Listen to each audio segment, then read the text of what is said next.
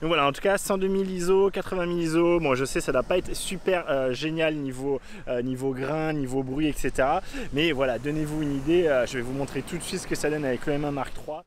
Allez, salut à tous, c'est Brice pour la chaîne Une Volée d'Air et on se retrouve donc pour un nouveau test du Sony A7S III. Comme je vous l'ai dit dans la fin de la précédente vidéo, comme je vous l'ai écrit, donc si vous ne l'avez pas vu, si vous n'étiez pas allé jusqu'au bout de la précédente vidéo, je vous ai expliqué qu'en fait Damien avait eu un peu de rab à niveau temps avec l'A7S III et du coup ça me permet de vous faire quelques vidéos en plus, des vidéos plus approfondies. Et là on va commencer par cette vidéo là où je vais vraiment vous parler de la sensibilité, de la montée en ISO, des capacités en faible lumière, en low light, sachant que je vous ai dit dans ma conclusion précédente, pour moi évidemment les deux caractéristiques principales de cet A7S III, c'est sa capacité en low light et sa capacité à haute fréquence pour faire des ralentis. Donc ça fera l'objet d'une seconde vidéo. Il y aura une troisième vidéo qui prendra un peu tout l'aspect stabilisation, autofocus, plus toutes les petites choses que j'ai pu oublier de vous dire. Donc là pour info, je suis en train de filmer donc avec le 16-35 toujours. Cette fois je me suis mis à 16 mm, d'accord, sachant qu'il y a le facteur de crop, parce que je suis en stabilisation active. Donc c'est pour ça que je me suis mis à 16 pour que vous voyez le champ le plus large que vous pouvez avoir avec la stabilisation active. Je filme actuellement en S-Log3 avec aucune modification du S-Log 3, aucun changement sur l'aspect couleur, les noirs, etc. Et c'est pour vous montrer ce qu'on peut avoir. Vous voyez là je suis vraiment en pleine nuit avec du coup des lampadaires orange qui sont les seules sources de lumière, et on va voir ce que ça peut donner du coup en se mettant sur la plage. Donc l'idée là ça va être vraiment de vous faire des montées en ISO. Donc je vais tout faire, là je suis actuellement, et ça va tout le temps être le cas, en 4K 24 fps avec la règle des 180 degrés, donc 1/50e de seconde. Je vous rappelle, on peut pas faire 1/48 contrairement à chez Olympus. Et du coup on va faire des tests de montée en ISO en fait grâce à ma petite lampe, ma Aputure LMC, où je vais la baisser au fur et à mesure à distance pour du coup essayer de faire monter les ISO. Là tout de suite pour vous donner une idée, je suis à ISO 80 000, là ça il a 102 400, 102 400 normalement c'est le maximum avant de passer en plage étendue. Donc voilà, on va essayer de voir tout ça, regarder ce que ça peut donner et comparer un peu les différents codecs. En fait ça va vraiment être l'idée. En fait, on a beaucoup de nuages au-dessus de moi, c'est très nuageux, c'est du marin chez moi. Du coup avec tous les lampadaires qu'il y a derrière, ça crée un ciel très orangé et du coup ça fait quelque chose d'assez lumineux là à l'œil nu. En fait je vois ce qui se passe, alors pas aussi bien que la A7S III très clairement, mais je vois quand même ce qui se passe. Et donc là ce que je vous ai montré jusqu'à présent, et là tout de suite j'ai en fait mis mes ISO auto, je les ai capés, j'ai mis mon ISO auto mine qui soit à 640, qui est le premier ISO natif pour ici la vidéo, et l'ISO max à 102 400 qui est encore voilà la plage pas étendue. Là tout de suite je vais juste vous montrer ce que ça donne en plage étendue, parce que là je le vois il clignote à 1/50e de seconde f2.8, j'ai le f2.8 qui me clignote pour me dire j'aimerais bien monter plus, j'aimerais bien avoir plus de luminosité. Là il a arrêté de clignoter, peut-être si je me mets plutôt comme ça, voilà là il clignote. Donc là je pense que si je repasse les ISO auto au max à 409 000, il va essayer de monter. Je vais tout de suite vous montrer ça, vous verrez à quoi ça ressemble. En ayant mis en maximum 409 000 ISO, je suis actuellement là, il se met à 160 000, 128 000, voilà, il change un peu. Et ce que je peux vous dire, ce qui est assez foufou, c'est que là tout de suite, en fait, il voit parfaitement mes yeux. Alors, je suis pas très loin, c'est sûr, mais voilà, je suis quand même à 16 mm, en tendant le bras à fond, il voit très bien ma tête. Là, il prend mon œil. Et alors, je vais essayer, justement, on va voir un truc, c'est est-ce que si je masque...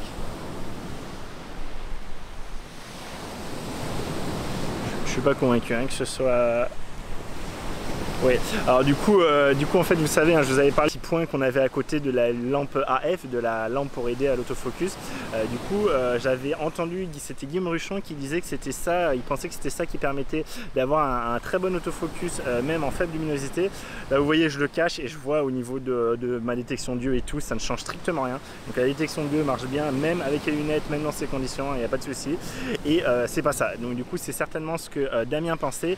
Damien lui avait entendu que c'était plutôt quelque chose pour la balance des blancs. Alors là je suis en balance des blancs automatique, j'ai pas l'impression non plus que ça change des masses quand j'appuie, quand je mets mon doigt dessus, sachant que je suis en S-Log 3, voilà. Donc si quelqu'un sait à quoi sert ce double petit, cette deuxième petite lampe à côté de, ce deuxième petit poinçon qui est à côté de la lampe AF, dites-moi.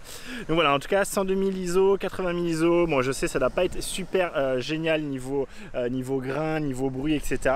Mais voilà, donnez-vous une idée, je vais vous montrer tout de suite ce que ça donne avec le M1 Mark III, vous allez comprendre en quoi d'aussi haute valeur d'ISO ça peut tout changer. Ok, donc là je suis exactement au même endroit, hein. Du coup là j'avais la mer en fond, je vais vous montrer, hop, voilà, avec les lumières derrière moi.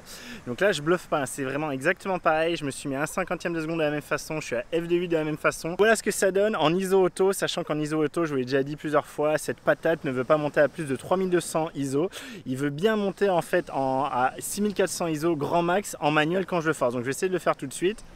Ok, je viens de passer à 6400 ISO en le forçant manuellement, ce qui veut dire que là du coup si je passais sur une zone éclairée, bah ça changerait pas, hein, je serais complètement cramé. Donc vous voyez qu'on a gagné, on a doublé, hein, mais je pense que vous voyez toujours pas mon visage, hein. Donc voilà, donc ça vous donne une idée, hein, de la différence, hein, évidemment. Voilà, si je me mets face à la mer, face contre terre, tout ça, vous voyez le problème. Donc très clairement, hein, le Sony est ultra impressionnant pour sa sensibilité. Voilà, là c'est clairement, j'étais sur des sensibilités certainement trop élevées, mais comparé ce que vous voyez là à ce que je vais vous montrer juste après, bon bah il n'y a pas photo. Et juste pour vous montrer, là je vais essayer de tricher un peu, je vais gagner un peu, sachant que je peux aller à 1/48e de seconde. Là je l'ai changé en cours de route et actuellement j'ai un objectif en fait f1.7, hein, c'est le 10-25 f1.7 et voilà, là je suis passé à f1.7, d'accord, donc f1.7, 1/48e de seconde, du coup ISO 6400, si je m'en mets comme ça, bah vous voyez que c'est toujours pas ouf. Moi dans l'écran je vois que les carrés là, il arrive à faire les points d'autofocus à peu près sur mon visage, il voit qu'il y a un premier plan, mais il détecte pas du tout mon visage, hein. Il voit pas qu'il y a un visage, il est absolument paumé, il fait les carrés sur ce qu'il voit le plus près, là il fait aucun carré, là il voit rien du tout, là il commence à les faire sur mon visage, là il faisait un peu derrière, bon voilà. Si je fais bouger ma main, non il fait pas sur ma main. Voilà, ça vous donne une idée, hein. Ça c'est ce que vous avez avec le M1 Mark III du micro 4 tiers. C'est malheureusement le gros désavantage du micro 4 tiers évidemment. Et c'est évidemment, hein, le gros avantage de la 7S III, il est fait pour ça. Et en vidéo en tout cas très clairement, c'est une bête à ce niveau-là. Allez, on repasse dessus, on fait les tests. Et juste là pour être plus juste, hein, vis-à-vis de l'M1 Mark III, ce que j'ai fait c'est que du coup j'ai enlevé, hein, le S-Log 3, là je suis repassé en mode normal, aucun profil, hein, d'accord.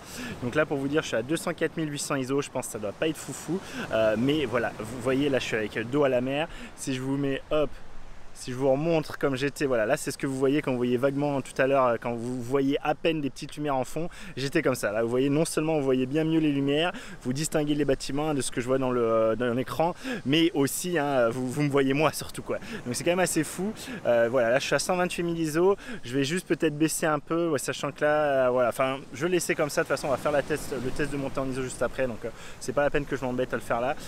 Juste voilà, c'est pour vous donner une idée, je marche un peu pour que vous voyez, hein, ce que peut donner la stabilisation active dans si peu de lumière. Là je vous dis, moi il voit parfaitement mon visage, il n'y a pas de souci. Je suis à 204 800 ISO, hein, donc c'est n'importe quoi. Je vous montre un peu le sable, vous voyez, vous arrivez à distinguer les traces de pas. Alors je pense que c'est assez flouté, hein, c'est assez dégradé, assez granuleux. Là je suis à 102 400, donc c'est peut-être mieux déjà, mais voilà, c'est complètement fou ce qu'on arrive à avoir. On vous voit dans la nuit très clairement. Là je vous montre juste l'eau, et je vous dis, moi les vagues que je vais vous montrer, je les vois à peine, quoi. J'ai retourné le micro pour vous parler, hein, et là je vous montre, hein, du coup voilà. Alors je suis vous voyez il pompe, hein, donc sachant que je suis en mode de mise au point large, hein, du coup large détection visage et yeux, et vous voyez, bon ça pompe un peu. Il faut dire que je suis dans probablement les pires conditions du monde, hein, pour lui, hein, là le pauvre, pour l'autofocus. Vous avez du sable, hein, avec une luminosité super faible, en plus tout est orange avec les nuages, hein, c'est une purée de points, hein, dans le ciel, voilà. Est-ce que vous voyez, c'est vraiment le ciel, hein, voilà, il n'arrive pas à faire mise au point, voilà, c'est vraiment purée de poids, donc super compliqué de faire de la F là-dessus. Mais pour vous dire, alors là du coup j'arrive pas à vous montrer ce qui n'arrive pas à faire la mise au point, mais si je passe en MF et que j'essaye de faire la mise au point en MF, hop, plus loin, voilà, la vague que vous voyez là-bas, la déroulée, et ben moi à l'œil nu je la vois beaucoup moins bien que ça, voire je la vois pas du tout, hein. J'attends la prochaine. Si je la vois quand même, c'est le temps que mes yeux seraient habitués au noir, mais pour vous dire c'est très impressionnant, vraiment ce que cet A7S III arrive à voir, c'est complètement fou. Bon là je suis à 204 800 ISO, hein, ça doit être vraiment de la pâtée, surtout vu la météo, mais voilà, c'était pour vraiment insister sur ça. Cet appareil voit dans le noir, c'est assez impressionnant. Je me suis bien galéré pour faire tout le montage, mais voilà, j'y suis. Donc en fait j'ai mis le boîtier A7S III sur un trépied, sur une double barre. À côté j'ai ma lampe Aputure à LMC que je peux contrôler à distance grâce à mon smartphone, hop, que je vous montre là. Et je peux en fait, donc grâce à cette application, hein, je vous ai fait le test, hein, je vous montre ça, je vous mets ça en fiche là-haut. En fait je peux directement, vous voyez, hop, régler précisément mon intensité lumineuse comme ça. Je suis à 5000 Kelvin, hein, pour info, bon on s'en fout un peu. J'ai mon micro qui est posté du coup, hop, je vous montre. C'était un peu une tannée de réussir à trouver le setup à peu près correct. Donc je vous montre avec ici le M5 Mark III. Il y a la lumière qui l'éclate, hein, mais donc j'ai en fait la lampe qui est fixée par dessus. En fait elle est coincée dans la pince, hein, que aussi je vous ai déjà montré. Je vous invite à aller voir cette vidéo, c'est une petite astuce que j'ai. C'est vraiment un accessoire qui me sert beaucoup. Dessus j'ai pu monter mon micro Rode Vidéo Micro, c'est de ça que vous m'entendez. Et sur le boîtier en fait j'ai fixé du coup un moniteur externe pour pouvoir voir de loin là les valeurs en ISO, pour pouvoir vous les dicter sans avoir besoin de froncer les sourcils et du coup ça va tout bouger, etc. Et du coup là une chose que je voulais vous montrer, hein, je vous la montre tout de suite. Alors ne faites pas attention, hein, quand je vous montre la vidéo de l'EM5 Mark III, ne faites pas attention aux couleurs, hein. C'est le moniteur qui est pas du tout bien calibré, c'est pas un moniteur de qualité, j'ai pas du tout cherché à calibrer, donc c'est beaucoup plus chaud, beaucoup plus rouge que ce qui est en vrai. Et du coup là par exemple à ISO 1250, vous voyez évidemment pas de souci pour suivre le visage ou les yeux, hein, selon l'œil qui est le plus près du viseur, du boîtier, du capteur. Donc voilà, donc ça marche très bien. Je vous montrerai à d'autres moments, hein, je reprendrai le boîtier pour essayer de vous montrer ce que ça donne. Bon, c'est pas hyper quali, mais je fais ce que je peux.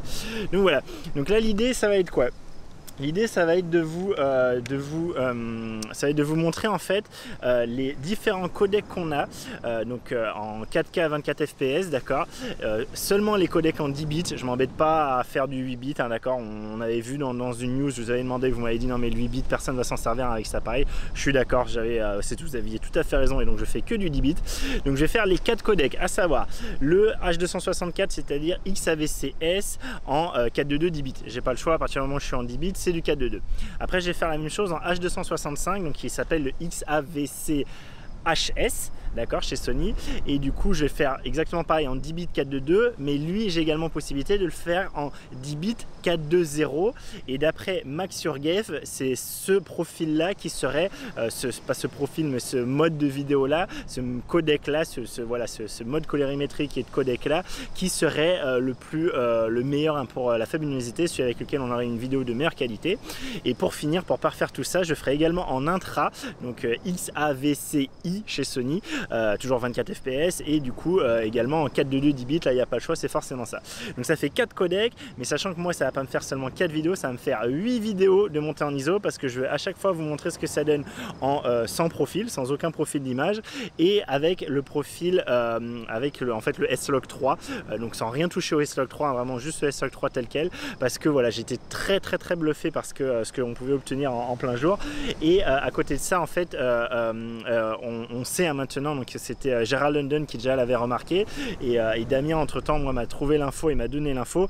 En fait on a 2 ISO natifs, hein, sur ce boîtier, je peux vous les dire, hein. On a l'ISO en mode sans aucun mode, hein, en mode on va dire standard, rien du tout, hein, pas de profil. On a le premier ISO qui est à 60 je crois, ou 80, voilà. On a le premier ISO, hop, j'essaie de vous le montrer. Je vous montre ça, tout ça de nuit, hein, parce que sinon c'est pas drôle.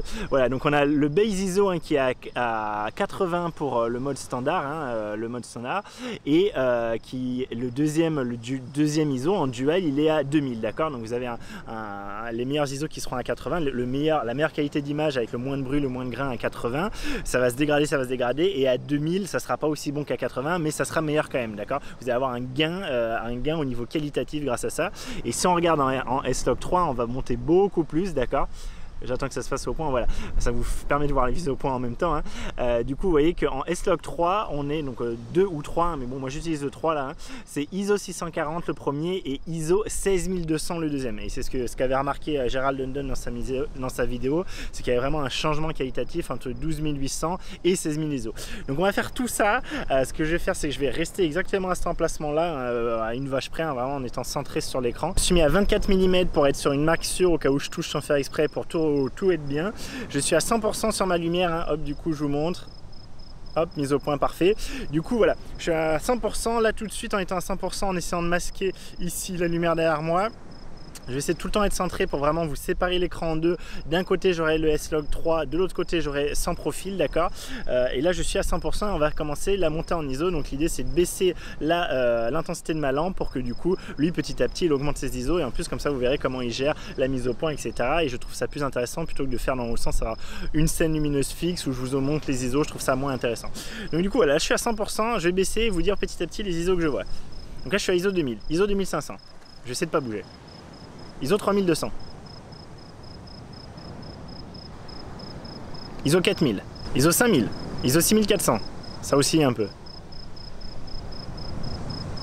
je suis bien ISO 6000, ISO 10000 là, ISO 12800, ISO 16000, ISO 20000, ISO 25600, ISO 32000, ISO 32000 toujours, et j'ai fait 1%, 40 000. Là je suis à 40 000, 51 200, il bouge un peu, 64 000. On va passer sur le H265 et on va regarder ce que ça donne toujours en 422 10 bits. Et donc je suis passé en H265, donc le codex XAVCHS chez Sony. Donc je suis en 422 10 bits chez... Ok, donc on se retrouve derrière un écran, hein. Enfin moi je suis devant vous, vous voyez mon écran du coup, je suis en fait là dans mon logiciel de montage et vous voyez malheureusement bah, j'ai pas d'image hein, pour ce fichier là. Alors juste avant de continuer, hein, je m'excuse hein, si ça vous énerve la façon dont je parle, hein, un peu en ASMR, hein, c'est pas du tout voulu, c'est pas pour le nouveau concept de la chaîne, c'est juste voilà, vous voyez l'heure ici, hein, du coup j'essaie de pas réveiller toute la maison. Ce que je voulais vous dire c'est que malheureusement bah, comme vous avez vu là, hein, le fait que ce soit noir c'est pas qu'il faisait très noir hein, et qu'il arrivait pas à me voir, c'est bien que vous voyez mes fichiers là, ces deux là sont en H265 422 10 bits et ben malheureusement très clairement il n'arrive pas à les lire. Si je suis en 8 bits ici il n'y a pas de souci, si je suis pardon en 420 10 bits ici il n'y a pas de souci, je vous le montre. Voilà, donc là c'est bien le H265 hein, je vous le dis, 420 10 bits et là il n'y a pas de souci hein, il le lit sans problème, d'accord. Pas de souci à ce niveau là. Du coup bon je me suis renseigné, j'ai fait mes recherches évidemment sur internet et j'ai vu qu'une chose qui était dit c'est qu'apparemment les processeurs autres que Intel, donc les processeurs AMD hein, étaient pas forcément très forts hein, avec ce codec là. Donc moi effectivement sur mon, là ce que vous voyez c'est mon ordi fixe, il a un Ryzen 7 hein, de 2700, un Ryzen 7 2700X cadencé à 3,7 GHz. Bon j'ai 32 Go de RAM donc vous voyez c'est quand même pas non plus une petite machine hein, très clairement et bah, malgré tout j'arrive pas à les lire. Juste vous précise aussi hein, ici je suis sur la dernière version de Magic Video Pro X, la 18.0.1.82, hein, la dernière à ce jour. Donc voilà, donc ça vient clairement pas des mises à jour du logiciel. Et suite à ce que je vous ai dit en fait sur les processeurs, ce que j'ai fait c'est que j'ai fait également la mise à jour du logiciel sur mon PC portable qui est donc le Dell XPS 15 et sur ce Dell XPS 15 mon processeur c'est un Intel i7 et du coup quand j'essaie de lire ces fichiers là, hein, quand j'essaie de lire ces fichiers sur l'ordinateur portable, j'ai une image très moche, mais j'ai une image donc très dégradée, vous savez, avec un peu des gros pâtés verts, avec des trucs violets, une image qui bave et qui traîne quand il y a des mouvements, donc inexploitable hein, très clairement. Du coup je me suis dit ah bah ça vient peut-être de mon logiciel hein, il va peut-être falloir que j'essaye autre chose. Ce que j'ai fait c'est que j'ai regardé ce qui se passait avec du coup DaVinci Resolve hein, qui est peut-être le logiciel le plus en vogue actuellement hein, j'ai l'impression. Donc je me été téléchargé il y a un petit moment pour voir ce que ça donnait et là ce que j'ai fait c'est que j'ai fait la dernière mise à jour hein, pour vraiment être sûr d'être avec les tout derniers plugins, les tout derniers codecs, voilà tout ce qui est le plus dernier possible. Donc j'ai fait la mise à jour avant-hier hein, je vais vous montrer la version dès qu'il se sera lancé. Alors, il faut voir que je suis en train d'enregistrer de la 4K par dessus donc ça aide pas trop à la vitesse d'exécution de la chose, mais voilà. Donc nouveau projet, ici vous voyez je suis sur la version 16.2.5.015, d'accord. Si je fais un check for updates, il y a vraiment pas, alors là c'est ma connexion en carton hein. Ok ça va. Si j'importe le fichier, bon moi je connais pas du tout hein, ce logiciel, je m'en suis jamais servi parce que je trouve ça austère, j'aime pas du tout par rapport à ce que je suis habitué sur Magic Video Pro X. On pourra en parler dans une autre vidéo hein, c'est pas tellement la question. Voilà, ce que je voulais vous montrer c'est que si j'essaie d'ouvrir ce machin, ben, vous voyez que ce machin lui aussi hein, DaVinci hein, qui est réputé pour tout ouvrir, en tout cas être très bon à ce niveau, enfin en tout cas être très tolérant et vraiment pouvoir tout prendre, bah il prend pas non plus. Donc j'ai vraiment pas l'impression que ça vient de Magic Video Pro X hein, j'ai vraiment l'impression que ça vient du coup du fichier en lui-même. La seule chose que j'ai réussi à faire c'est en fait via Unbarix, ça c'est pareil, c'est dans toutes mes recherches sur internet hein. J'ai cherché donc une des choses qui était conseillée c'était du coup d'utiliser ce petit logiciel qui est gratuit hein, vous pouvez le trouver gratuitement sur internet et en fait que lui il lisait tout et effectivement vous allez voir j'ai bien l'impression qu'il arrive à le lire. Voilà, donc vous voyez ça c'est le preview qu'il fait hein, donc ça c'est le fichier, il arrive bien à faire les previews d'images hein, ce que j'ai pas du tout avec le reste hein. Et là du coup très certainement je pourrais effectivement le convertir dans un autre format de fichier, un autre format, un autre codec etc. Et ce truc là je pourrais hein, c'est ce qui est conseillé, l'importer du coup dans mon logiciel de montage. Le truc c'est que je vois pas trop l'intérêt de ça là dans cette vidéo précise. Moi mon but c'était vraiment de vous montrer très précisément les différences qualitatives qu'on peut avoir au niveau de l'image en fonction des codec utilisé. Et là, si vous voulez le fait de rajouter une étape qui va potentiellement en plus forcément compresser d'une façon ou d'une autre, alors peut-être pas forcément, mais je m'en suis jamais servi de ce truc, mais en tout cas voilà, j'ai forcément une étape de conversion en plus, et moi je veux pas l'avoir parce que cette étape de conversion je la maîtrise pas, et du coup pareil, un fichier brut que j'importe directement dans mon logiciel de montage et un fichier qui sera passé à travers un autre logiciel entre temps, je trouve que voilà, c'est pas représentatif, on peut pas comparer. Donc, voilà, donc je suis bien désolé, mais vous n'aurez pas, voilà, la seule chose que vous pourrez voir, hein, c'est magnifique aperçu en vignette, mais vous n'aurez pas plus que ça pour le 422 10 bits en H265. Donc j'en suis bien désolé, d'autant que du coup c'était également quelque chose que j'avais fait, hein, je me suis emmerdé à le faire pour les ralentis, la prochaine vidéo qui va arriver, et c'est pareil, hein, évidemment, un 120 fps c'est pas mieux, hein, ça marche pas mieux, et du coup tout ce que j'avais prévu, j'avais fait en S-Log 3 évidemment, et en aucun profil, et je voulais le comparer en fait, je voulais comparer le 422 10 bits H264 au 422 10 bits H265, et bien pas possible. Donc je suis en 420 10 bits sans profil, là je suis en normal, et donc je suis à 100% à ISO 2000, ISO 2500, c'est toujours pareil, hein, ça oscille. Allez, je descends, 3200, 4000, 5000, 6400, 8000, 10 000, 12 800. Vraiment, c'est ce codec là qui est le meilleur. Ça sera à vous de me le dire en commentaire. Donc là, je continue à descendre. ISO 16000. Oh, je baisse beaucoup là. ISO 20000. Il a mis du temps là, à passer, j'ai trouvé. 25 600. Là, il est passé à 32 000. J'essaie de me recentrer. Là, il est à ISO 32 000, ISO 40 000, ISO 51 200 quand même, ça y est, il monte, ISO 64 000. Mais comme je vous disais, il y a vraiment un gros gap, hein, je trouve, sur ma lampe, entre 1 et 2%. Ok, je suis passé en XAVCS-I, donc en All Intra, en intra le codec intra de chez Sony. Et petite information, hein, du coup là je vous le fais afficher, j'ai eu un message d'erreur. En fait, dès qu'on veut passer sur du I, sur de l'intra, on est obligé, là la carte que j'avais, donc qui était la SanDisk Extreme Pro en V30, donc une UHS-1 V30, hein, une bonne UHS-1, mais voilà, qui est limitée.